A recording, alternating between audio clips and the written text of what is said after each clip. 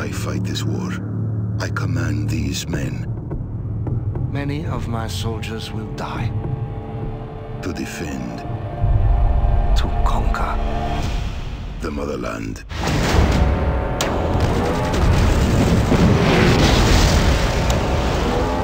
Carrying out orders. Armored vehicle in our sights. Target that armor. Executing orders. Let's show them what a heavy panzer can do. Rotate on target. Fire! Reload! Attacking! Destroy it! Recon patrol moving out. We have the target! Charge! Take out that armor! We have infantry in our sights.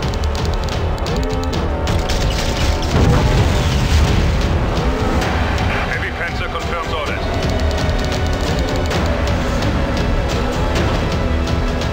Take out that tank! Yes, sir. Incoming artillery! Burn them out! Take cover! Kill the gunner! Seek and destroy! Attack!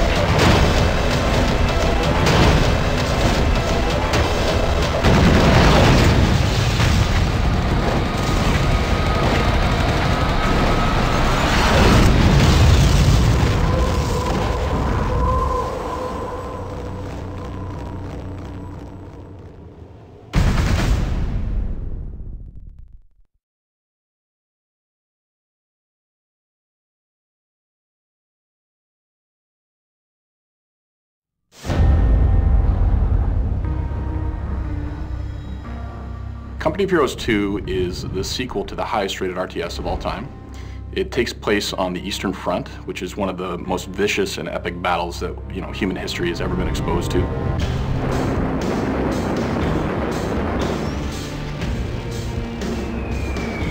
Nobody really knows about it. 13 of the 15 bloodiest battles of World War II were fought on the Eastern Front. The losses are in the millions. The scale of it is something that you haven't seen before. The story is something you haven't seen before. In Company of Heroes 2, gamers can expect a lot of different things than they would have seen in the first version. The Essence Engine 3.0 is a great engine. One of the things that we wanted to up was the feeling of connecting you to the world. The new line of sight system we're calling TrueSight in Company of Heroes 2 introduces something that we don't think has ever been done quite this way before for RTS. TrueSight basically takes into account things that would block your line of sight and represents that in a dynamic fog of war system. So as you come around a corner, if there's a wall that you wouldn't be able to see over, you don't get to see what's behind that. And that opens up a ton of tactical and strategic options for flanking, for sneak attacks, for ambushes. So it really makes you think a whole lot differently about how you move about the world. You talk about little things that make a big difference, and vaulting is one of those little things that makes a huge difference. In Company of Heroes 1, you had no opportunity to go around small obstacles, and this is something that I think that everyone would expect that an infantry soldier would be able to do, is jump over something as high as their waist. And it really prevented players from executing strategies that they wanted to. A great example of how we use vaulting in Company of Heroes 2 is that we wanted to get a visual language of any passable wall being something that you could climb over. If you pair that up with cold tech, there's a lot of situations in the game where the long way around, you're probably not going to make it. If you vault, now you can get to a location where you can take cover, stop freezing, or get somewhere where you might be able to get heat and warm up again. The weather was an incredible force to deal with for both sides. It was something that would absolutely cripple an army if they were unprepared or if they got caught off guard. And it's something that we've really tried to capture in the gameplay experience of COH2. So cold tech really delivers to players the choices that come about as a result of harsh winters. You've got ice, you've got deep snow, and you've got vicious cold. And each of those bring a new tactical element for players. If you bring your vehicles onto the ice, if somebody bombs the ice around your tank's gonna sink. And it looks great. Like the ice cracks around it, you hear it crumble, the tank falls in. If there's any units that are standing nearby, they fall in the water and they try to swim for their lives, but they're doomed, it's too cold.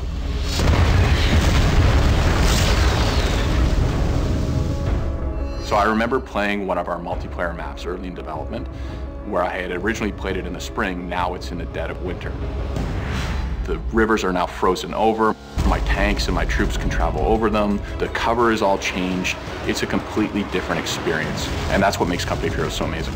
Using line of sight, using smoke, using vaulting, using the true sight system, you're going to have more opportunities to ambush and surprise players and use information warfare in a way that you've never seen in an RTS before. We talk about every battle tells a story, and 6 years later, after the original Company of Heroes has been released, we still, as a team, when we play it, jump up out of our seats and run over to our opponents and talk about what just happened. It's never the same experience. Something always new and exciting is happening, and that really is what the Essence Engine brings to the table. It really allows us to provide that experience that you just never forget and always keep talking about.